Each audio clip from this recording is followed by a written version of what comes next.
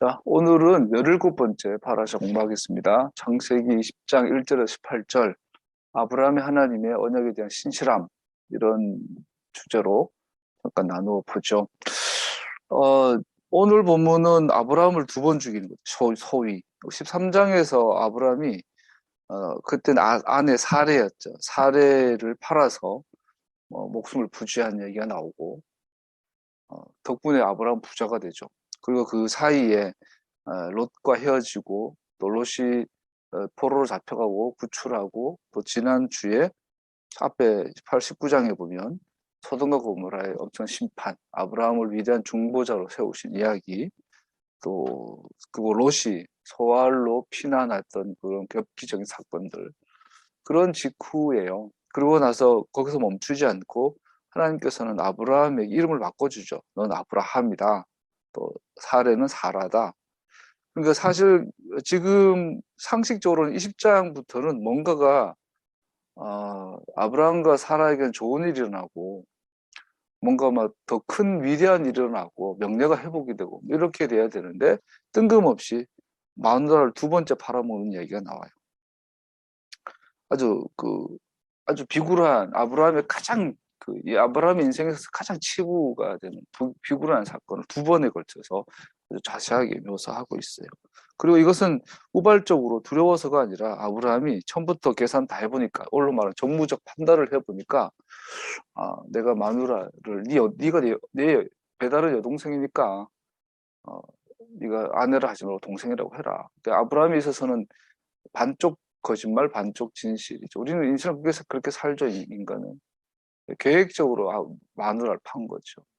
그런 이야기가 20장에 기록되어 있어요. 본문도 가기 전에 재밌는 거는 우리가 끝부터, 결론부터 우선 보면 1세기, 예수님 계셨던 1세기 회당에서는 어, 모세 오경을 포션으로 분할해서 이것을 3년에 걸쳐서 3년 사이클로, 예수님 당시에는 그 확실한 건 3년 사이클로 나누어서 한 151개 정도 분량으로 나눠서 이렇게 매주마다 토라를 공부를 했죠. 그랬다면, 그리고 이제 예수 돌아가신 이후에 성전이 파괴된 이후에는 오늘날처럼 유대인들은 토라를 1년 주기로 배운다고 해요. 그리고 알다시피 유대인들은 토라 본문과 하프타라, 선지서 본문을 매칭하고 있죠.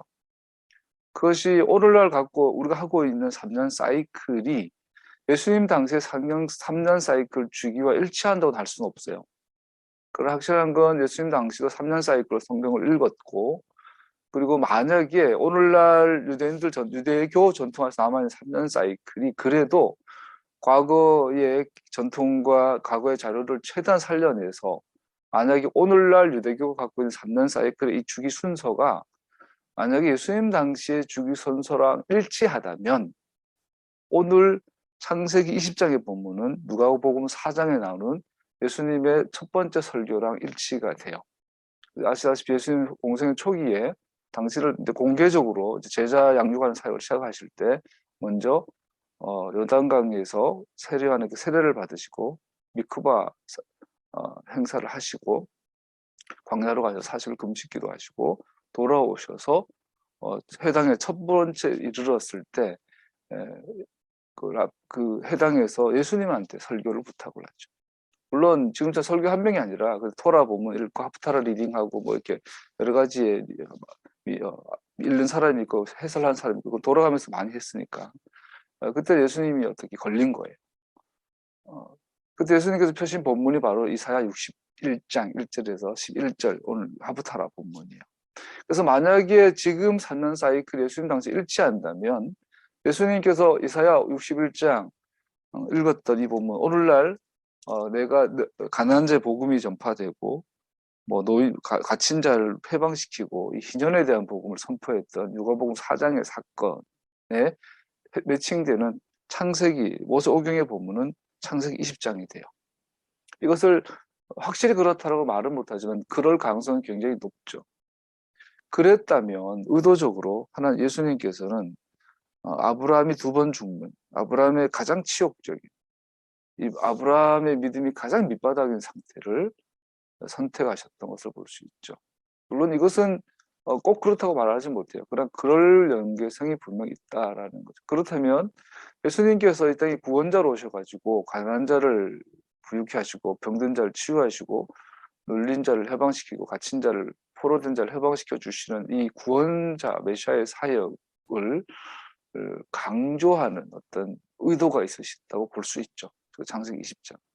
그래서 오늘 창세기 20장은 뭐 또 이런 이야기야 하고 뜬금없이 이제는 잘될 아브라함의 인생에서 이제는 잘 될 일만 남았는데 뜬금없이 다시 나락에 떨어진 이 사건을 통해서 모세 오경이 토라가 우리가 주시는 그 요지가 있겠죠. 그 핵심이 있겠죠. 그 메시지가 굉장히 중요할 거라는 걸 우리가 알 수 있겠죠. 예수님의 메시아 사역을 이해하기 위해서 창세기 20장에 대한 이해는 굉장히 중요할 거라고 우리는 예상할 수 있겠죠. 이렇게 하고 본문으로 한번 들어가 보도록 하겠습니다.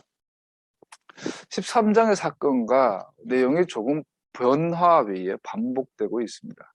아브라함이 식량을 구하러 애굽에 내려갔을 때 그는 바로가 그의 아름다운 아내를 보고 그녀를 후궁으로 얻을까 봐 두려워했는데 그때 아브라함은 자기 아내를 누이라고 속였죠. 그리고 그때도 마찬가지지만 하나님의 부르심 직후였고 오늘 사건은 더 심각해요. 앞에서 말씀드린 것처럼 아브라함은 내년 이맘때쯤에 내가 너에게 아들을 주겠다 약속을 받았고 또 소돔과 고모라는 엄청난 것에 대한 중보자로 구원자로 선택받았고 또 아브라함 사라로 이름이 계명의 복까지 받은 존재론적 변화까지 이뤘다고 할 수 있는 그 직후에 일어난 사건이기에 오늘 20장이 아브라함의 이 엄청난 실책은 그 더 뼈아프다고 볼 수 있겠죠. 심지어 그는 약속의 씨에 대한 약속을 위험에 처하게 했어요. 그리고 더 심각한 건 오늘 이 아브라함이 아내를 전에는 바로에게 지금은 그랄로 아비멜렉에게 누이라고 속여서 판 거예요. 근데 문제는 이때 사라는 임신 중이었어요. 임신이었던 것이 거의 확실하죠. 그래서 이것은 결론적으로 만약에 그랄로왕 아비멜렉이 사라를 품었다면 약속의 씨, 메시아에 대한 씨에 대한 굉장히 위험에 처하게 할 수 있는 사건이었어요. 우리가 보기에는 아브라함이 못난 거지만 이것은 예수님에 대한 약속이 땅에서 끊어질 수도 있는 일대절명의 굉장히 위험한 사건이었던 거죠. 선택받은 계약의 협력자 아브라함이 믿음이 약해졌습니다. 그런 하나님의 말씀을 분명히 신뢰하는 것 대신에 자기 보호를 위해 자신의 해결 방법을 찾고 있었던 것입니다. 그 결과 성경 자체가 엉망진창이 될 뻔했죠. 여기서 우리가 분명히 알 수 있는 건 역시 아브라함은 우상처럼 섬길 대상이 못 된다. 그 김건희가 윤석열이 손에 왕자 새겨줬다 그러잖아요. 근데 뭐 동네 친한 할매가 새겨줬다 그러는데 그 할매가 네티즌들 추정하죠. 마구 할머니. 건진법사 전 씨가 섬기는 신의 이름이 마고래요. 마고. 할머니 중에 제일 센 귀신이래요. 그 할머니의 이름으로 아마 전진법사 전 씨가 윤석열에게 왕자 새겨주셨지 않을까. 그 손 들고 내일 일요일 날 윤석열이 또 성경 덜렁덜렁 일수가방처럼 들고 교회를 가겠죠. 너무 쉬워요. 왜냐하면 예수님도 그들에게는 하나의 귀신 중에 하나이기 때문에 많은 신을 섬길수록 그들은 유리하니까 교회 가가지고 예배 참석하는 것이 윤석열이한테는 뭐 아주 자연스러운 거죠. 자, 뭔 말하다가 요즘 그래서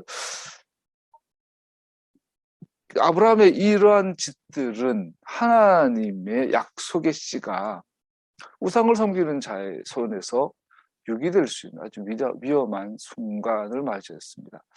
그래서 그 마구 할머니 섬기는 우상들이나 이 양반들의 특징은 조상 근거가 있어요. 난 당군 신을 섬긴다. 나는 이순신 장군의 귀신을 섬긴다. 뭐 나는 관우의 신을 섬긴다. 이런 게 있잖아요. 그래서 인간은 그 어떤 뭐랄까 오래된 사건이나 인물들에 대해서 우상시하는 게 있는데 아브라함은 절대 우상이 될 수 없는 것이 오늘 본문이 이렇게 비굴하고 이렇게 무식한 하나님의 협력의 유일한 파트너인데 이렇게 하나님의 계약 자체를 약속 자체를 아주 음란의 그런 성적인 어떤 그런 도구로 만들어 버릴 수도 있는 그런 그러니까 아브라함은 절대로 우리에게 우상이 될 수 없는 거죠. 위대한 인물이 될 수 없는 거죠. 여기서 우리는 인간 영혼의 약함을 보게 됩니다. 이 서술의 점에서 하나님께서는 아브라함과 사라를 축복하시고자 하시고 그의 언약은 확실하다는 것에 의심할 바가 없습니다. 그리고 어느 누구도 아브라함이 하나님과 계약 관계에서 살았던 것처럼 아브라함의 순종을 의심할 수도 없습니다. 본문은 아브라함이 하나님을 신뢰하였으며 그의 믿음을 의로 평가받았다는 것을 분명하게 우리에게 말해주고 있습니다. 그런데 여기서는 아브라함의 믿음과 신실함의 문제가 있어 보입니다. 어떻게 그녀는 나의 누이라는 종류의 믿음으로 돌아갈 수 있습니까? 그는 복을 받고 하나님의 보호하심을 받을 것이라는 아브라함의 굉장한 약속을 깨닫고 받아들이지 않았습니까? 그렇습니다. 그는 약속을 수용했고 믿었고 그의 믿음은 실제입니다. 그러나 그는 또한 인간이며 이 인용구에서 그의 약함을 보여주고 있습니다. 하나님의 은혜를 모으는 것은 우리의 신실함이 아닙니다. 우리의 신실함을 유지하는 것은 하나님의 은혜입니다. 이것이 오늘 본문이 주는 진정한 교훈입니다. 예수님께서 만약에 이 본문과 매칭해서 이사야 61절 읽으셨다면 보이지 않는 메시지가 또 있는 거죠. 우리가 놓치고 있는 하나님의 신실하심. 라는 거죠. 하나님 은혜라는 주제로 돌아가게 만들죠. 아브라함은 믿음의 조상이지만 그는 역시 가장 나약한, 가장 추악한 인간의 한 인간일 뿐이었다.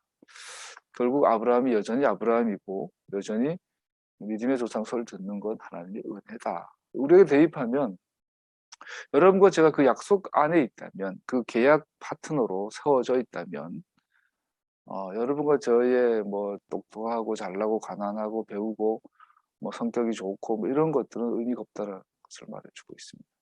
하나님 은혜가 우리에게 중요하다. 아브라함은 마물의 헤브론 지역에서 브엘세바에서 북서쪽으로 15마일 떨어져 있는 그랄로 여행하였습니다. 본문은 그가 그랄에 머물렀다.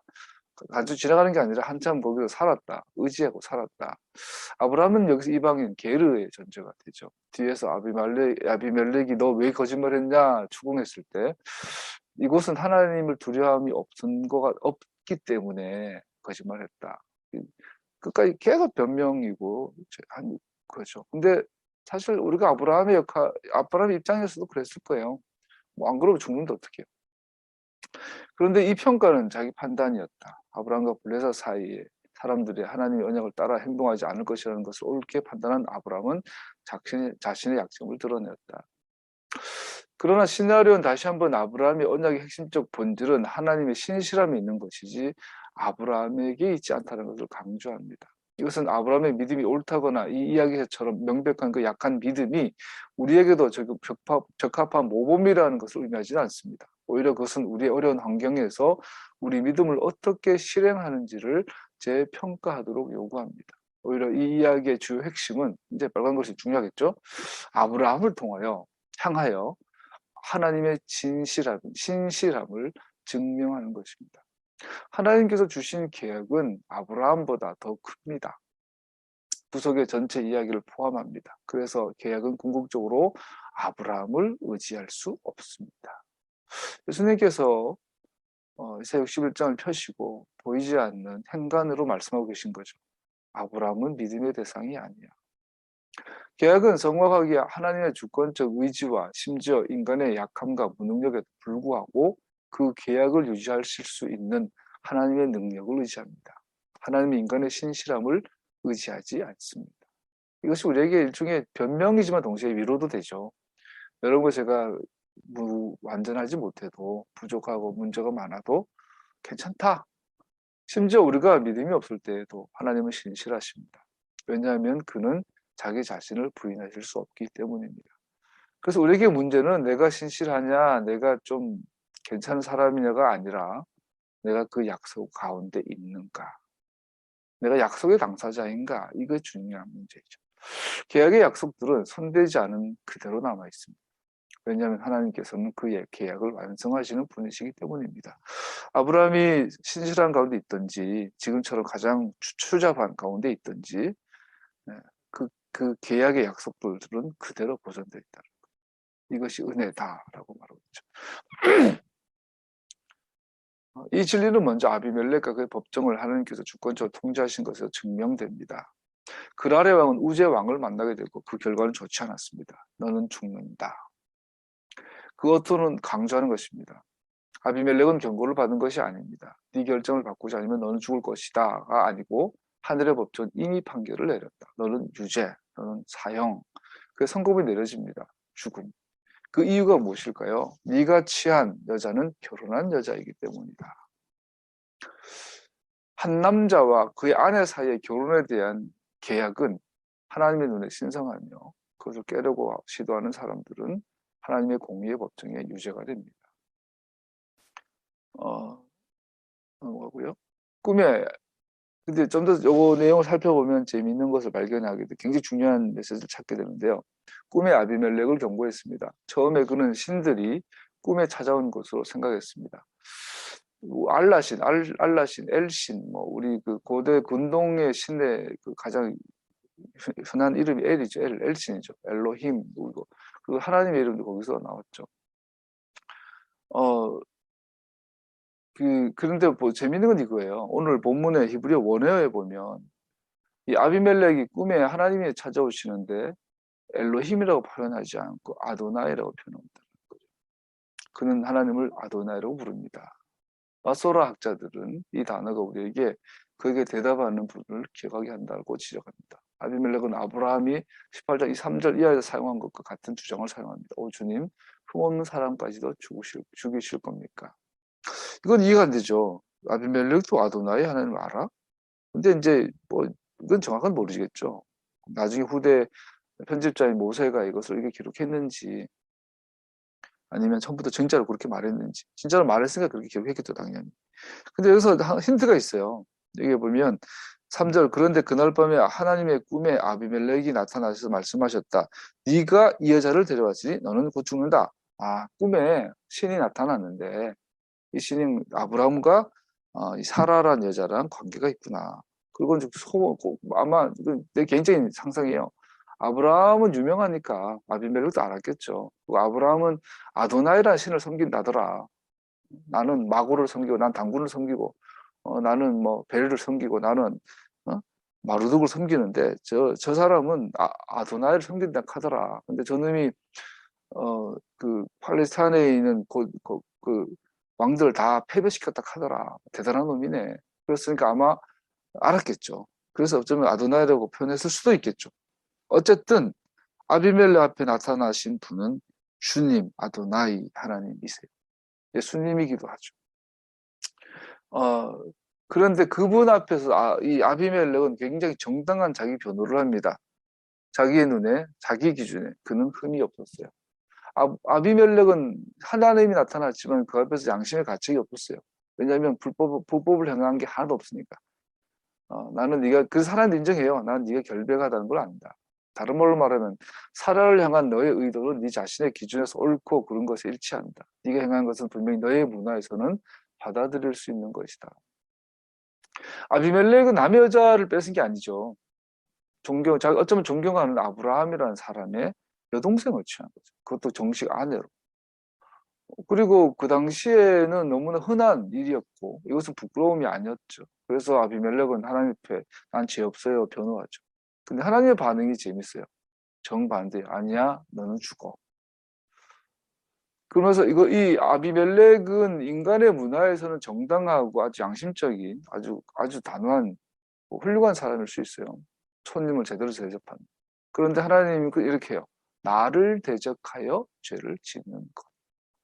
그래서 아비멜렉의 무죄 주장에 대한 하나님의 응답은 다소 조롱한 듯합니다. 그래, 나는 네가 네 마음에 정직하게 행한 것 안다. 그것이 나를 대적해서 죄에서 너를 살려주는 이유다. 주의 깊게 보십시다. 나를 대적하여 죄를 짓는 것, 메아톨리. 만약 아비멜렉이 사라를 범했다면, 많은 고대 근동의 법률에 따르면 아브라함에게 죄를 지은 것이다. 왜냐하면 사라는 아브라함의 정당한 재산으로 간주됐기 때문이다. 이와 관련하여 아비멜렉은 도적죄의 죄를 범한 것이다. 재미있는 게 이제 고대 근동에서 남의 여자를 뺏어가면 이게 오늘날처럼 뭐 간통 뭐 이런 게 가정 파격이 아닌 거예요. 왜냐면 여자는 재산이었기 때문에. 그래서 이거는 강도에 해당되고 도둑질에 해당한다는 거죠. 그래서 사과를 누구 해야 되냐? 여자한테 하는 게 아니라 그 남편, 그 여자의 소유권을 갖고 있는 남자에게 하는 거죠. 근데 오늘 하나님은 네가 나한테 죄를 범했다, 네가 아브라함한테 죄를 범했다 해야 되는 게 정상인데, 그러니까 모든 면에서 아비멜렉은 억울하죠. 나는 저 여자가 아브라함의 여동생인 줄 알았고, 또 내가 미안해도 아브라함한테 미안해지 왜 주님께 미안합니까? 할 수 있는 거죠. 그런데 하나님 그것을 죄라고 선언하고 아비멜렉은 아니라고. 여기서 우리가 하나님께서 죄라고 하는 그 기준을 보게 되죠. 결혼의 계약은, 옆으로 빠져봐서 좀 더, 결혼의 계약은 신적으로 주어진 제가에 기초한 것입니다. 이거 굉장히 중요해요. 결혼은 창조의 자연스러운 부분이 아닙니다. 샤밧처럼. 여러분, 샤밧이 7번째 된 날 기준이 우주 천문학적으로 설명이 가능한가요? 불가능하죠. 오늘날 샤밧을 지키자 그러면 많은 사람들이 이렇게 대들죠. 첫째 날이 언젠데? 이 날이 첫째 날의 기준이 뭐야? 왜 이건 이날 7번째 날이야? 우리 모르잖아. 그러니까 옛날에 그 메시아닉 교회라는 그 글을 쓴 그 책에 보면, 그래서 이제 메시아닉적 가치를 옹호하고 주장하는 분들도 토요일이 샤밧인 건 인정 안 하는 분들 되게 많죠. 그래서 일주일 하루 쉬면 되지, 첫째 날이란 기준을 모르니까 우리가 이렇게 하는 거죠. 샤밧은 창조의 자연스러운 부분은 아니죠. 왜냐하면 하늘의 태양과 달과 별을 기준으로 시간이 정해지는데 샤밧은 그 질서에 들어가지 않죠. 그냥 하나님께서 일방적으로 정한 거예요. 이 날을 7번째 날이라고 해. 이렇게 한 거죠. 마찬가지로 결혼도 그런 종류라는 거죠. 결혼이라는 것은 우주의 질서에 어디에 한 여자랑만 결혼하고 한 남자랑만 결혼하고 뭐 이런 거 없잖아요. 자연 세계에서는 그 남성과 여성 뭐 이거죠. 이게 혼종도 있고 한 몸 안에 이제 두 가지 성을 갖고 있는 동물도 많고, 그 뭐 자연 그 처녀 잉태인데 뭐 그런 거 많죠. 몸 하나에서 스스로 정자 난자 생성해서 지 안에서 교배하고 뭐 이런 것도 많고. 그러니까 남자와 여자가 한 남자 한 여자로 한 쌍을 이루 한 가정을 이룬다라는 것은, 이것은 우주의 질서가 아니에요. 샤밧처럼. 이것은 하나님이 규정한 것이죠. 그래서 이거는 파기할 수 없는 거예요. 그것이 깨졌을 때 그것은 무엇보다 하나님을 대적하여 지은 죄가 됩니다. 이것은 모든 가치 있는 결혼 속에서 하나님이 그 결혼 서약의 증인으로 소환되는 이유입니다. 아까 말씀드린 그 아브라함과 아비멜렉을 이야기를 하는데, 결혼은 가장 중요한 문제지만 사실 조금 부차적이긴 합니다. 부차적이지만 결혼 문제는 더군다나 또 절대적으로 중요하게 오늘 다루고 있죠. 옆으로 빠져보면 하나님은 결혼을 소중히 여기고, 마귀는, 하나님의 대적자는 결혼이라는 제도를 자꾸 여러 가지 이유로 가볍게 만들죠. 가볍게 만들죠. 18장에서 사라는 1년 안에 아이를 낳을 것이라는 하나님 약속에 대해 배웠습니다. 그럼 오늘 본문에서 사라는 임신 중이었고, 이 임신 중이었다고 이해하는 걸 가장 타당합니다. 자, 하나님 보시기에 아비멜렉은 두 가지 죄예요. 우선 결혼을 깨뜨렸어요. 지가 일부러든 일부러 안 그러든 결과적으로. 두 번째로, 이게 더 중요하죠. 결혼 문제 깨뜨린 것도 목숨을 버릴 만 하나님께 사형당할 만큼 중요한 죄지만, 또 하나는 말한 것처럼 사라는 약속의 아들을 임신 중입니다.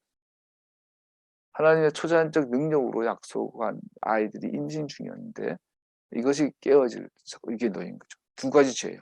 인간이 하나님 앞에 지을 수 있는 가장 무서운 두 가지 죄는, 첫 번째, 하나님이 세우신 규정하신 샤밧, 우주의 자연질. 그러니까 오늘 그 진화론적 과학자들의 가장 큰 죄가 그거예요. 그분들은 우주의 자연 질서, 우주의 데이터들, 우주의 운영에 되는 이 과학적 원인과 결과의 이 인과관계 안에서 이런 이 과학적 데이터, 과학적 절차, 법칙들을 발견해서 이것이 이 세계야, 이것이 진리야라고 선언하고 있는데, 샤밧이 주어지는 메시지, 결혼이라는 제도가 주어지는 메시지는 뭐냐면, 샤밧이나 결혼 같은 하나님의 중요한 메시지, 계약, 아브라함 계약, 이런 하나님의 교훈들은 우주의 자연계 질서에 규정할 수 없는 것들이라는 거죠. 그 믿음의 세계. 근데 오늘날 과학자들은 자연 질서의 이 데이터와 법칙을 가지고 성경을 규정하려고 하는 거죠.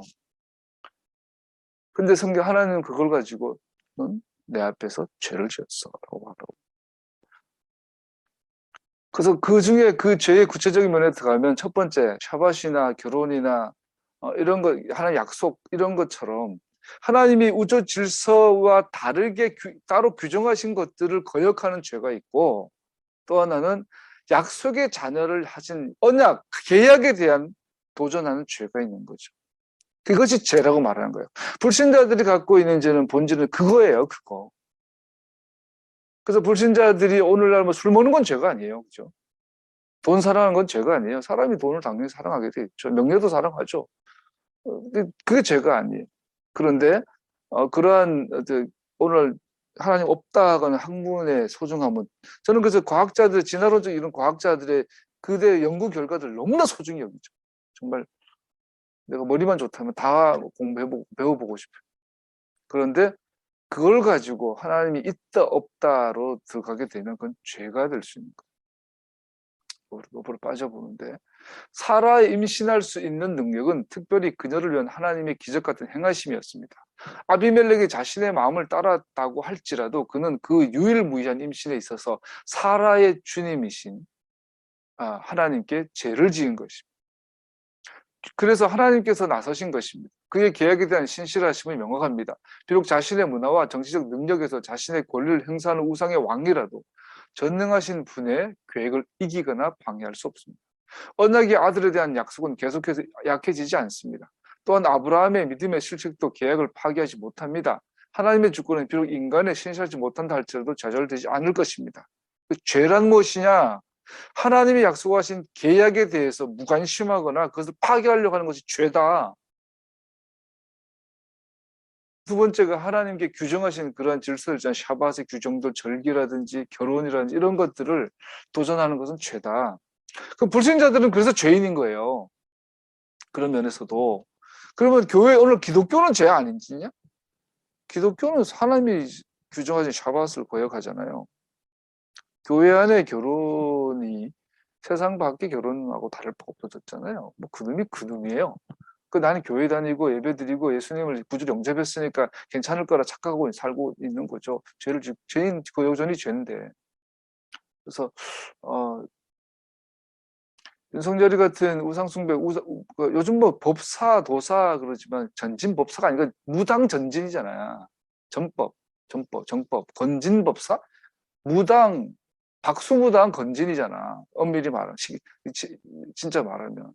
무당 그러니까 없어 보니까 또라이들이잖아요. 무당 한 짓들 보면. 그러니까 하는 짓이 도사 법사 해가지고 왔잖아요. 도사 법사를 따르고 섬기고 지 스스로가 무당이라고 하고는 그 김건희, 걔네들이 교회를 들락날락 거리는데 그걸 보고 목사들이 대가리에 손 얹고 어깨에 손 얹고 축복기도 해주는 이런 그게 하나님을 섬긴다 증거 아니잖아요. 한 떠난 증거 아닌가요, 이거?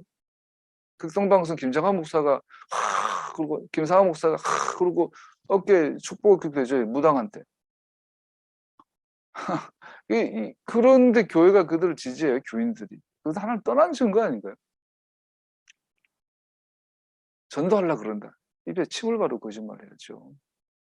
꿈에 아비멜렉을 찾아오심에 또 다른 중요한 신학적 진리가 드러납니다. 하나님의 자비는 자기 계시를 통해 인간에게 확정됩니다. 6절은 중요한 점을 보여줍니다. 여기서 그리고 하나님께서 하 엘로힘께서 그렇게 말씀하십니다. 보통 엘로힘에는 정관사를 잘 안 쓰는데 여기서 하 엘로힘, 그 하나님이라고 선언합니다. 즉 아비멜렉이 하나님 자기 자신을 계시하세요. 하나님께서는 자기 자신을 단순히 아비멜렉의 우상 숭배 신앙의 만신전에서의 하나 이상의 신이 아니라 아브라함의 한 분 하나님으로 나타내셨다는 것을 보여주는 겁니다. 참 하나님께서 자신을 나타내시는 것은 은혜를 드러내는 것입니다. 최근에 어떤 팟빵 거기에 월말 거기에 보면 우리나라 위대한 유명한 건축학 교수님이 와셔가지고 뭐 파르테논 신전 뭐 이렇게 그리스 로마의 건축물에 대해서 또 성당에 대해서 이렇게 건축학적으로 설명해 주는 강의를 한 달에 한 2시간씩 하더라고요. 그걸 꾸준히 듣고 있는데 야 그렇구나.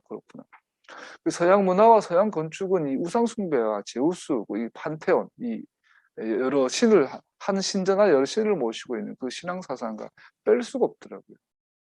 거기에 대해서 성당의 건축물이나 사고방식도 섞여 있는 거예요. 기독교도 결국은 섞여 있는 부분을 많이 보죠. 성당의 건축 그 철학 자체가 섞여 있고. 아비멜렉은 그래서 이런 아비멜렉 판테온 만신전 사상 갖고 있는 아비멜렉 모든 사람은 다 그렇죠. 한 분의 신만 섬기는 사람 없죠. 신천지 압수수색하려고 했더니 전진법사 무당 건진이가 그랬대잖아요.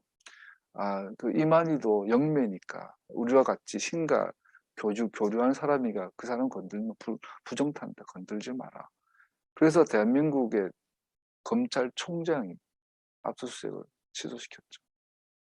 이건 무당 뭐라고 말합니까? 유죄 판결의 소식은 은혜의 소식입니다. 참 하나님으로부터 그러한 계시가 없으면 인간은 그가 죽지 않는다고 생각할 것입니다. 오직 하나님께서 당신의 자비하심으로 인간의 타락의 상태의 진정한 본성을 보여주실 때에만 그 인간은 구원의 절박한 필요를 아는 복을 받게 됩니다. 하나님께서 자기 계시해 주신 것은 복이죠. 오셔서 축복의 말씀을 하시던 너는 죽어라고 말씀하시던 그것은 복이죠. 인간은 자기의 본체를 실제를 절대로 객관화하지 못하죠. 눈을 열어주셔야 되죠. 그것이 은혜고 자기 계시가 되죠. 아비멜렉에 대한 구제는 중요합니다. 그 사람의 아내를 돌려보내라. 그는 선지자이기 때문에 그가 너를 위해 네 생명을 구하기 위해 중보기도 할 것이다. 이것이 이제 또 다른 핵심이 되겠죠. 하나님께서 선고하신 죽음의 징계에서 아비멜렉을 구하는 것은 아브라함의 선지자로서의 중보에 달려 있습니다. 여러분 아비멜렉 입장이 되보면 굉장히 기분 나쁘지 않아요? 사내 대장부, 영웅, 호골인 아비멜렉에 있어서 당대 최고의 패권자 입장에서 마누라 팔아본 저 새끼한테 내가 축복을 받아야 되겠습니까? 할 수 있잖아요. 근데 하나님께서는 너는 살아나려면 아브라함한테 잘 보여. 아브라함이 너 축복해야 돼. 아비멜렉에서는 참 자존심 상한 일이죠. 아비멜렉 눈에는 마누라 팔아본 양아지처럼 보였을 거 아니에요. 그런데 어쩔 수 없어요. 거기 숙여 기도 받아야 돼. 중보기도 받아야 돼. 왜?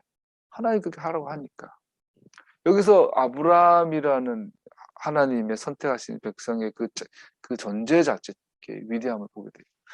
중요합니다. 같이 기억해 보십시다. 오직 아담만을 조상으로 주장하는 사람들은 죽을 운명에 놓여 있습니다. 생명은 아브라함의 자녀들에게로 옵니다.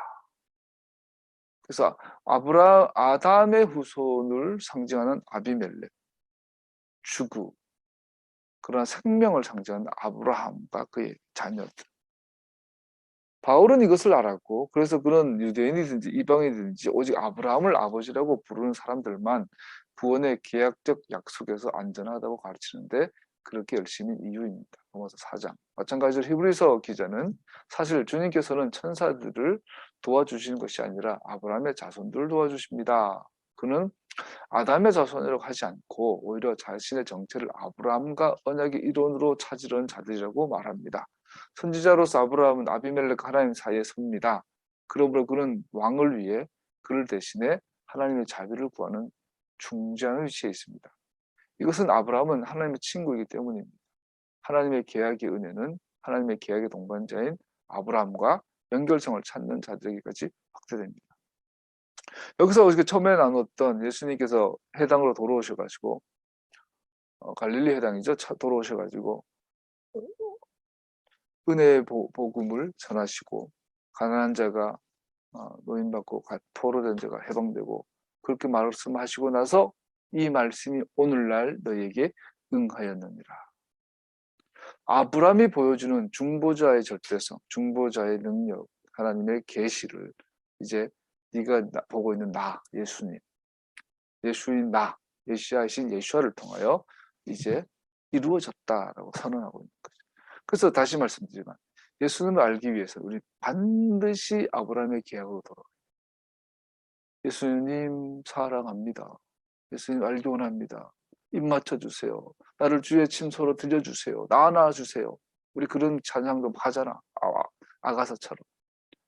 그런 모든 찬양과 우리의 기도가 예수님 알기 원하면 뭐 해야 된다고요? 토라 공부해야 된다고. 토라를 공부하지 않고는 예수님을 알 방법이 없어요. 복음서 읽어서 되지 않아요. 사복음서로 예수님을 절대로 볼 수 없어요. 제대로. 코끼리 그냥 뒷다리 하나 만지는 거야. 사도행전, 로마서, 갈라디아서로 예수님을 알 수 없어요. 예수님이 누군지 알려면 반드시 토라로 돌아가고 아브라함으로 돌아가고 모세의 언약, 신의 선 언약으로 들어가야 돼요. 그래야 아도나이신 예수님이 보여요. 기독교는 이걸 2000년 동안 놓쳤죠. 그걸 거부했죠. 그래서 오늘날 교회가 고백하는 아도나이 주 하나님은 아브라함이 만났던 아비멜렉을 만났던 그 아도나이랑 좀 달라요. 그래서 오늘날 정말 거짓말 안 봐도 20대, 30대에게 40대 중반까지는 그런 것 같아요. 기독교인 그러면은 이미지가 완전히 달라져서 사기꾼, 못 믿을 사람, 좀 멀리해야 될 사람, 이상한 사람입니다. 그것이 증거예요. 오늘 기독교가 전했던 예수님은 아브라함이 주님, 다윗이 주님이었던 그 아도나이랑 좀 결이 달라요. 그래서 오늘날 하나님의 이름 땅에 떨어졌죠. 메시아닉 교회는, 메시아닉 운동은, 토라 회복 운동은 바로 이러한 근본적인 복음의 회복, 복음의 십자가 회복 운동이 바로 진정한 메시아닉 운동이지요. 아비멜렉은 하나님께 주신 계시에 따라 행동하는 것에 시간을 낭비하지 않았습니다. 아침에 그는 법정을 열어서 그들의 상황을 설명하고 겸손하게 아브라함을 만납니다. 여기서 이제 아비멜렉의 위대한 점이죠. 하나님께서 진실을 듣고 나니까 뭐 하루 이틀 고민 안 해. 그 다음날 아침에 곧바로 이 문제를 해결해 버리죠.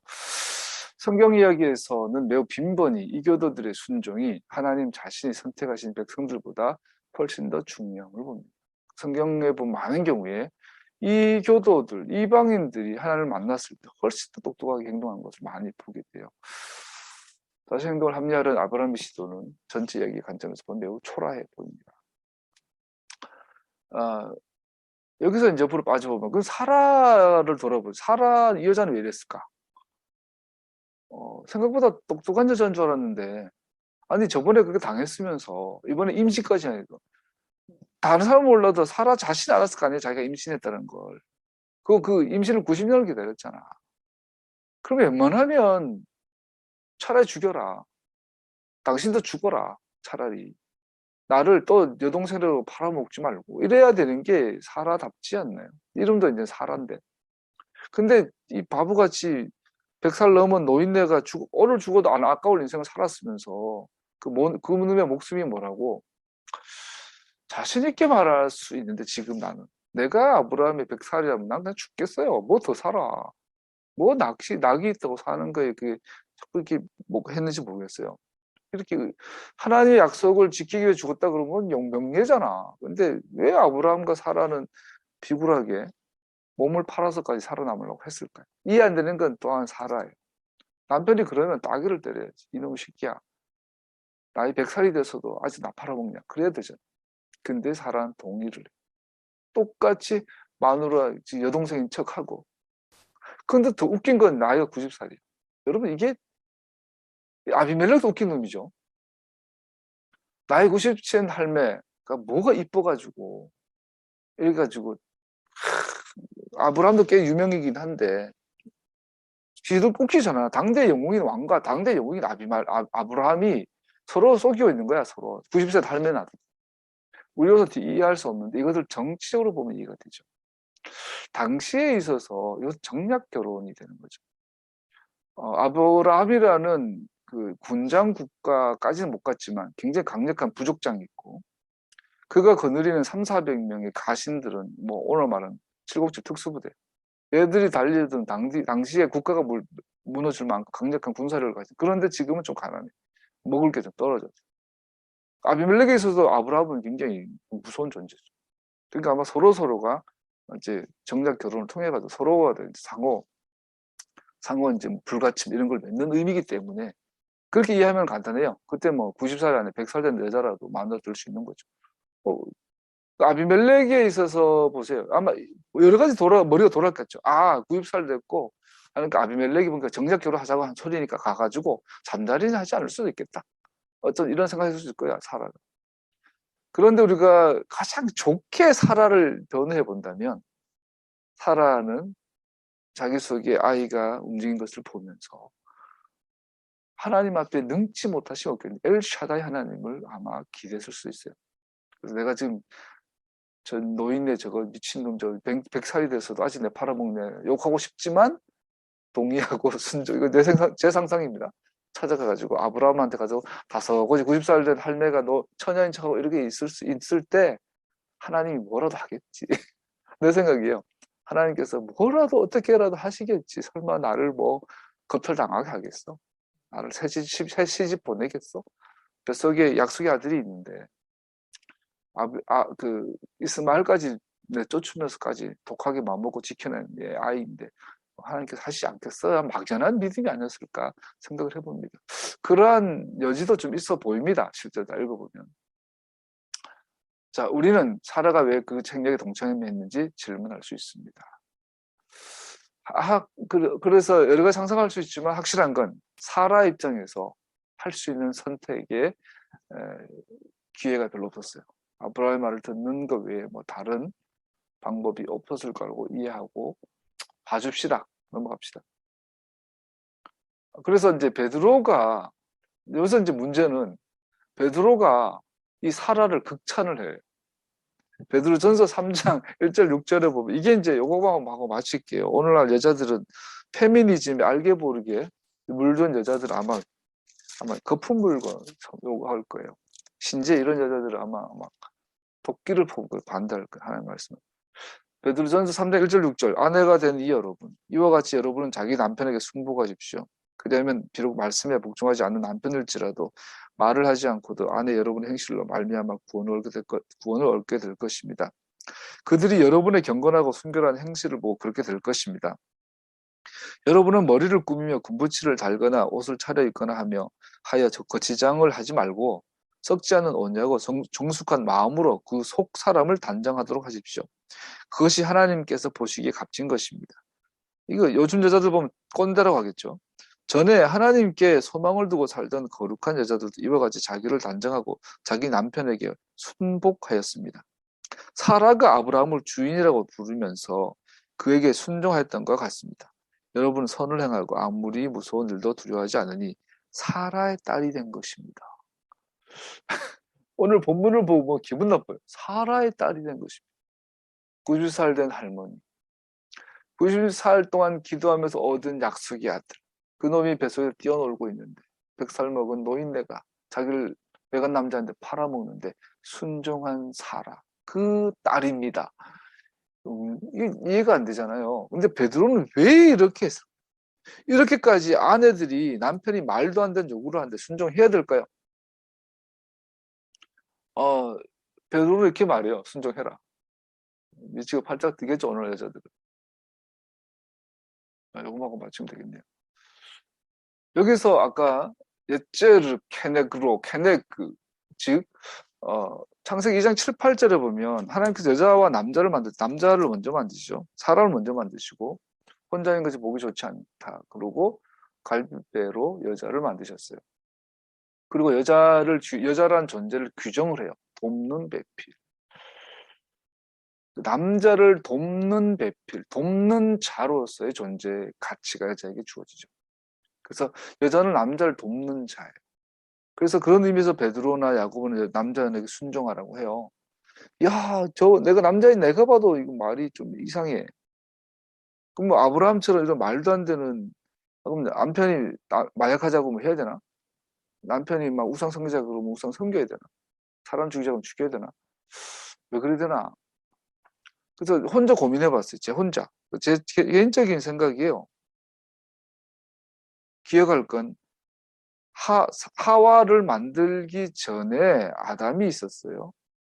근데 그 아담이 하와가 있기 전에 이미 뭘 받았냐면 약속을 받았어요. 땅에 충만하여 번성해라. 땅을 정복하고 다스려라. 그래서 이제 해보는 거예요. 아담이 갖고 있는 상징성은 남자라기보다 사람이에요. 아담이 갖고 있는 남편에게 순종하라고 하니 아담이 갖고 있는 남편이라는 존재는 단순한 남편이 아니라 약속받은 자로 이해가 되더라고요. 그래서 한 집안에 남자와 여자가 있는데 남자에게는 하나님 주신 약속이 없어. 얘는 믿음이 없어. 하나님 성경을 읽는데 지 약속을 안 돼. 근데 여자가 믿음이 있어. 약속을 받았어. 그러면 어떻게 돼요? 이건 남자 여자 성의 문제가 아닌 거예요. 이거는 사람의 문제인 거예요. 그래서 최소한 부부 관계에 있어서 가장 중요한 것은 하나님의 약속인 거죠. 하나님의 말씀인 거죠. 그래서 하나님의 말씀을 여자가 받았다면 여자가 존중받아야 돼요. 그 약속받은 자의 결정과 이걸 존중해 주라고 이해가 되더라고요. 가장 좋은 건 엄마와 아버지가 한 마음으로 하나님의 약속을 공동하여 인식하고 깨닫고 하나님의 말씀에 대한 같은 태도와 자세와 열정을 갖고 달려가면 그 집안 아마 위대한 가족이 될 거예요. 위대한 자녀들이 태어날 거예요. 그 누구야? 베프티스트 아니 메소디스트 그 감리교 창시자인 존 웨슬레의 엄마 뭐 이건 또 하나의 또 과장됐겠지만 어쨌든 우리가 어릴 때 들었던 그 전기에 의하면 11명의 아들만 있는데 찌질이 가난하고 근데 그 엄마가 영국 여자들 그 특유의 큰 폭 익은 지저분한 더러운 치마 있잖아. 그걸로 밥하다가 꼭 일정한 시간이 되면 그걸 톡 덮어 쓰고 기도했다고 하죠. 어릴 때부터 아들들이 그 모습을 보고 자라고 그 중에서 존 웨슬리가 나왔고 감리교 창시가 됐다. 이건 하나의 신화 같은 이야기, 뭐 꾸며진 거겠죠. 많이 과장됐겠죠. 어쨌든 그 안에 엄마 역할이 굉장히 중요하다. 이거라고 봐요. 그래서 남편에 순종하라 이 말은 그 집안의 가장 주도한 것은 진리다. 말씀이다. 말씀이어야 한다. 그리고 말씀 가진 자가 남편이라면 존중해라. 말씀 가진 자가 엄마라면 존중해라. 근데 엄마 아빠도 말씀에 하는 약속에 대한 그 믿음이 없고 아들이 있다면 그 아들을 소중히 여겨라. 나는 그렇게 이해가 되더라고요. 우리 공동체 베티 예슈아의 부겸이든 주원이든 다나든 정원이든 앞으로 태어날 놈들 누구든 말씀 같은 자 하나 정도 나왔으면 좋겠다 생각이 들고 그 한 놈이 우리 자녀들 세대에 일어난다면 우리는 잘 살다 죽은 걸 거예요.